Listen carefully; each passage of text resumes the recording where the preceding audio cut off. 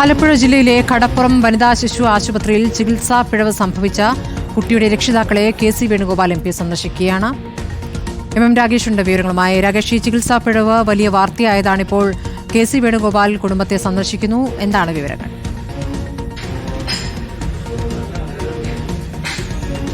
സ്മൃതി, K C. Venugopal ഈ കുടുംബത്തെ സന്ദർശിക്കുകയും ഒപ്പം തന്നെ കുടുംബത്തിന് പിന്തുണ അറിയിക്കുകയും ചെയ്യുകയാണിപ്പോൾ.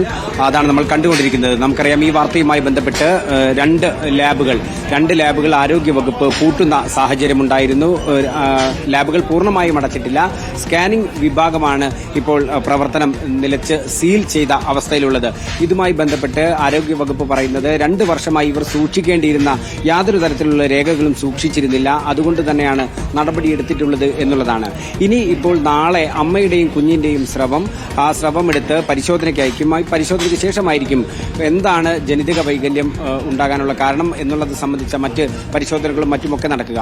നാളെ ആലപ്പുഴ മെഡിക്കൽ കോളേജിലേക്ക് അമ്മയോടും കുഞ്ഞിനോടും എത്താനും ആവശ്യപ്പെട്ടിട്ടുണ്ട്. രാഗേഷ്, ഇപ്പോൾ അസാധാരണമായ വൈകല്യത്തോടു കൂടിയാണ് കുഞ്ഞ് ജനിച്ചിരിക്കുന്നത്.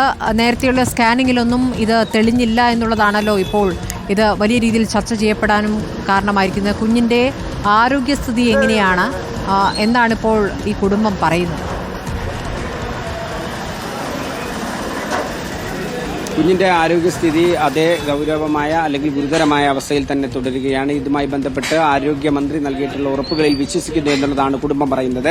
ആരോഗ്യമന്ത്രി ഇതുമായി ബന്ധപ്പെട്ടുള്ള ഏത് പരിശോധനയ്ക്കും തയ്യാറാണ്. കുട്ടിയുടെ ചികിത്സാ ചെലവ് ഉൾപ്പെടെയുള്ള മുഴുവൻ കാര്യങ്ങളും സർക്കാർ വഹിക്കുമെന്നുള്ള കാര്യവും ഇവരെ അറിയിച്ചിട്ടുണ്ട്. ആ ഒരു വിശ്വാസത്തിൽ തന്നെയാണ് കുടുംബമുള്ളത്.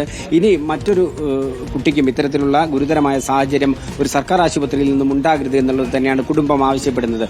മറ്റൊരു കാര്യമുള്ളത്, ഈ വിഷയവുമായി ബന്ധപ്പെട്ട് ആലപ്പുഴ ഈ ആശുപത്രിയുമായി ബന്ധപ്പെട്ട് ഇപ്പോൾ ഇനി എങ്ങനെയാണ് സ്കാനിംഗ് നടക്കുക എന്നുള്ളതൊരു വലിയ ചോദ്യമായി നിൽക്കുന്നുണ്ട്. നിലവിൽ 2 സ്കാനിംഗ് സെന്ററുകൾക്കാണ് ഇൻഷുറൻസ് പരിരക്ഷയോടുകൂടി ചെയ്യാനുള്ള സാഹചര്യം ഉണ്ടായിരുന്നത്. ആ 2 ലാബുകളാണ് ഇപ്പോൾ സീൽ ചെയ്തിരിക്കുന്നത്. അതിനുള്ള തുടർ നടപടികൾ സംബന്ധിച്ച് നമ്മൾ ഈ ആശുപത്രിയിലെ സൂപ്രണ്ടുമായി സംസാരിച്ചിരുന്നു. ആശുപത്രി സൂപ്രണ്ട് പറയുന്നത് ഏത് ഒരു സാഹചര്യത്തിലും ഏതൊരു പ്രൈവറ്റ് മേഖലയിൽ നിന്നും ഇത്തരത്തിലുള്ള സ്കാനിംഗ് പൂർത്തിയാക്കുകയാണെങ്കിൽ അതിനുള്ള ചെലവ് വഹിക്കാനുള്ള മറ്റ് നടപടിക്രമങ്ങൾ പുരോഗമിക്കുന്നുണ്ട് എന്നുള്ളതാണ്.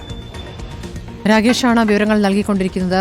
അസാധാരണ വൈകല്യത്തോടെ കുഞ്ഞു ജനിച്ച സംഭവത്തിലാണ് ഇപ്പോൾ രാഷ്ട്രീയ നേതാക്കളടക്കം ഈ വിഷയം ഏറ്റെടുക്കുകയാണ്. കെ.സി. വേണുഗോപാൽ ഇപ്പോൾ ആ കുഞ്ഞിന്റെ മാതാപിതാക്കളെ സന്ദർശിച്ചുകൊണ്ടിരിക്കുകയാണ് ആലപ്പുഴയിൽ.